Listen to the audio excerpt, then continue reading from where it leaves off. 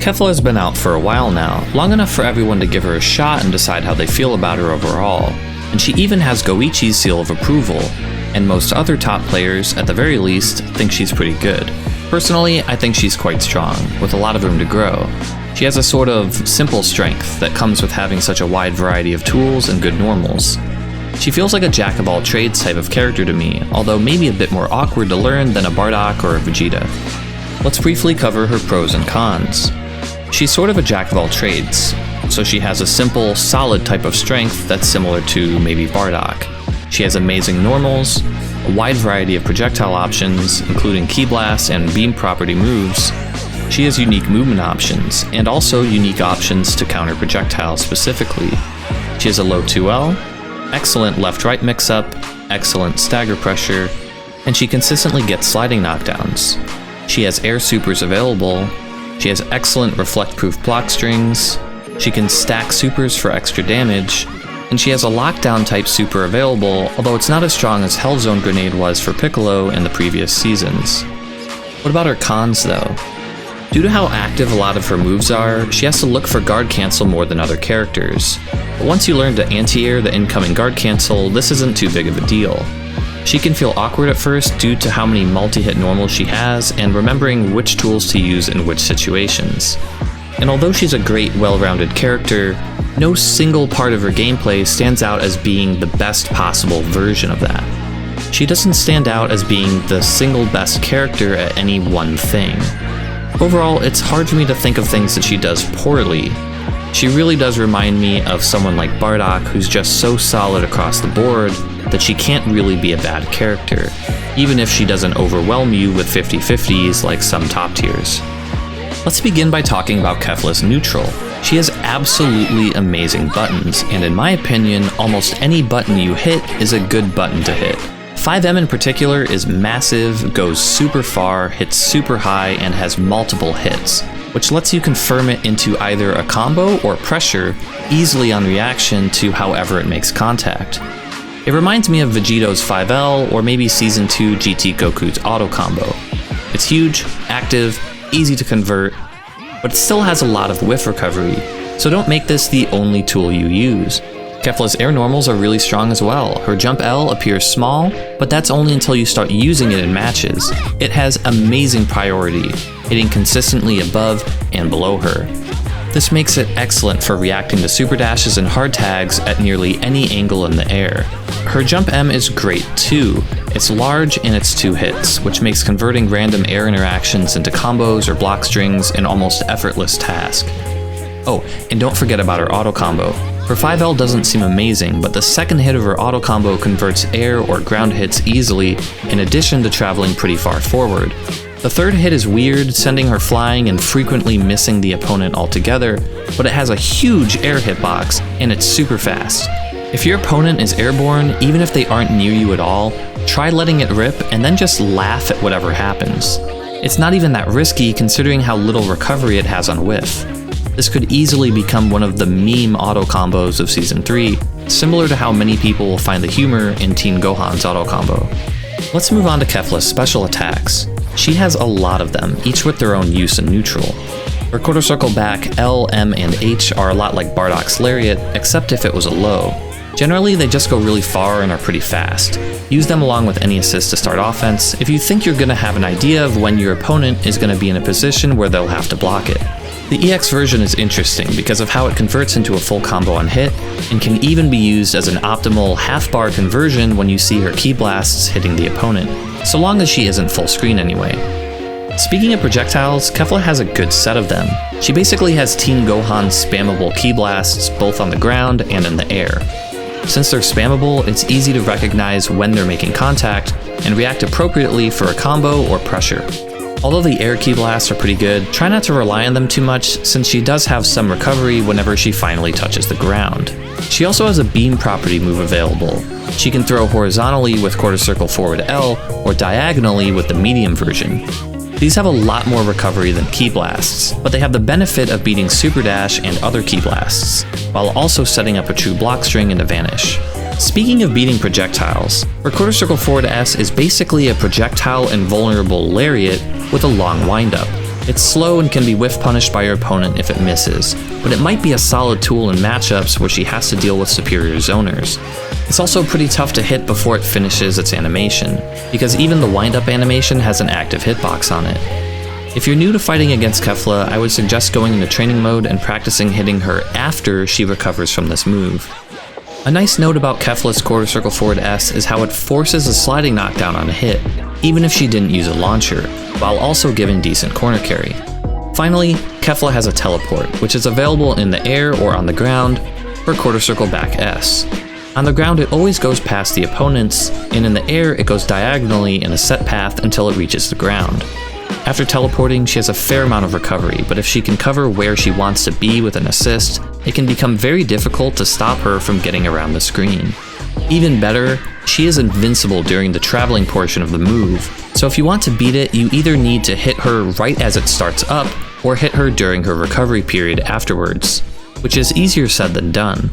Overall, Kefla has such a great mix of good normals, projectiles, and movement options that it's easy for me to see her as a strong neutral character with room to get even better as the person playing her continues to improve at the game.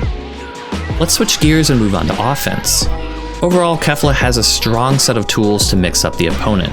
Just like in neutral, her strength on offense comes from how much variety she has available to her. For starters, she has a low 2L, which allows for standard high-low mix-up using an instant air dash and an assist. She also has noticeably strong left-right mix-up while mid-screen. A basic cross-up instant air dash with her jump M is solid, but she can cross up even faster if she uses her Ki Blast. Kid Buu has this option as well, and it's amazing. The only downside is that you'll usually need a vanish to convert into a combo. And of course, don't forget to go for the same side super dash sometimes as well, which in her case will always at least convert into a sliding knockdown. Kefla's 6H is a unique overhead, which can be cancelled into other heavies, Ki Blasts, or specials. It's a lot like most universal overheads, except she can maintain pressure on block or convert into a full combo without ever needing an assist. It's definitely reactable, but it's one more thing for the opponent to look out for, and it'll be even stronger if you use it at times when the opponent is conditioned to look for other things, such as a Dragon Rush. And don't forget about all of the universal options that are available to her too, like Dragon Rush and 6M. The more options you're willing to use, the stronger each of them will become. On the topic of offense, here's a quick note on Kefla's teleport. Although it's fast and great for getting behind the opponent, it cannot be used simultaneously with most assists to make actual cross-ups, due to the built-in cross-up protection. You can use a fast assist for a cross-up if you call it after you cross through the opponent, but this sort of thing is generally still pretty reactable. Even if the teleport itself can't be used for a fast mix-up, it does position you behind the opponent even in the corner, which can set up a left-right mix-up afterwards. Arguably, the strongest aspect of Kefla's offense is her pressure. She has excellent stagger pressure with many possible points of frame trap or reset pressure. She can hit confirm any frame trap easily, especially after you get used to her multi-hit normals. This is really important for Kefla and the defender to remember. She has a lot of reflect-proof options, including her auto combo, her 5M, her 5H, Ki Blasts, and low lariat. If you reflect her and she cancels into one of these attacks, then you will still be locked down afterwards. And because her normals are so large and active, there's a chance that they could even accidentally beat an immediate hard tag right after the reflect. Another thing that makes reflecting difficult against her is how many low options she has. Since your opponent will need to stand up to attempt to reflect, Kefla can use a true block string into any of her lows as a zero-risk option to blow up someone for even trying. Another nice thing about her lariat is the combo potential. The medium version is especially useful for extending combos in the corner. Finally, her EX orb throw is plus on block, but it's quite slow. For half a bar you can reset pressure and still convert certain moves if you happen to get the hit, like her 5H. It also could be useful in combos, since the hit stun is very high. One potential use for this would be to set up her stacking level 1 supers. On that note, let's talk about her supers. Kefla has multiple level 1 supers available in the air and on the ground. Let's begin with the most interesting of the bunch, her grounded quarter circle forward H+S. It's similar to Piccolo's Hell Zone grenade, where it locks the opponent down for some time, long enough for her to go for a high-low mix-up. Now that the snap meta has been nerfed greatly, this sort of super isn't as strong as it used to be, but it's not terrible either. Just don't expect a free mix-up with it. If used after a sliding knockdown, your opponent can reflect it and then attempt to invalidate your mix-up by jumping, hard tagging, mashing, vanishing, you name it. Kefla's Hellzone Grenade super can also be set up as a true block string with many assists, but it can usually be guard cancelled on reaction this way.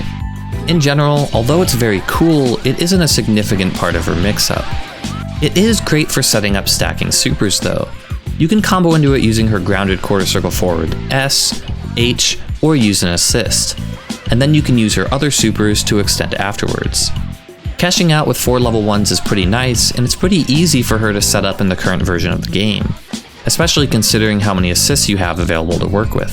Kefla has 2 air supers available. Her quarter circle forward L+M works either in the air or on the ground and will track to the opponent, doing above average damage. Her quarter circle forward H+S in the air also tracks to the opponent and brings them down to the ground.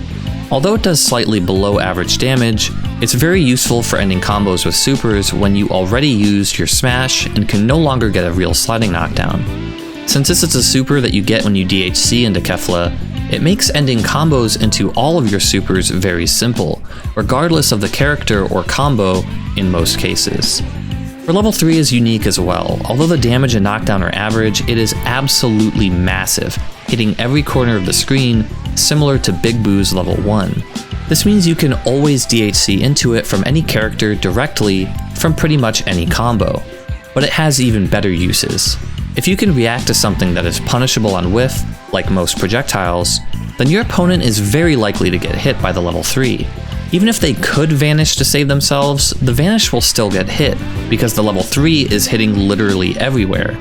This is pretty strong and it's pretty unique as a tool, but it's expensive and deals only blue damage if it hits raw. So as with any raw level 3, afterwards, you should expect your opponent to spark or hard tag so that they can attempt to heal that blue health back. As with most characters in Season 3, Kefla has 3 varied assists for whatever it is you're looking for in your team. Her A assist is her fast projectile special. The block stun is on the lower end, but it's still pretty decent. Plus it's easy to convert in neutral due to its high amount of hit stun. Her B assist has a lot more block stun and seems more well suited for offense and potentially combos. It just might not be as good in neutral. Finally, her C assist is her quarter circle forward S, absorbing projectiles and covering a lot of space. It has a lot of block stun too, although there is a small gap somewhere in the middle of it. And as with any C assist, it is very easy to convert on hit, or extend highly scaled combos with it for optimal damage. This assist is the most interesting to me since it might have a use in projectile heavy matchups. Just keep in mind that all C assists have significantly longer cooldown periods, so don't throw it out carelessly, where you might feel as if you wasted a precious resource. Finally, let's talk about synergy. Who does she work well with, and who benefits from her being on the team? Honestly, I'm not sure if there is a best buddy for Kefla. With how much assist variety is in the game, I feel most characters can work together pretty well now. But here's some interesting things to consider. Having a fast assist available to cover yourself after teleporting could be pretty nice, and having any assist that sets up stacking supers could be nice to have as well. But I think that as long as her teammates' assists can convert her strong neutral tools into pressure consistently, then she will feel very strong to most players. And I think that just about covers it. Thanks for sticking with me till the end. This took a lot longer than expected to get out due to all of the crazy things happening in the world today. I hope you guys are all hanging in there. Seriously, please take care of yourselves. If you're interested in continuing to learn Dragon Ball FighterZ and other fighting games with me, feel free to subscribe to the channel or follow me on Twitch to see when I go live. There's more on the way soon. Thanks for watching.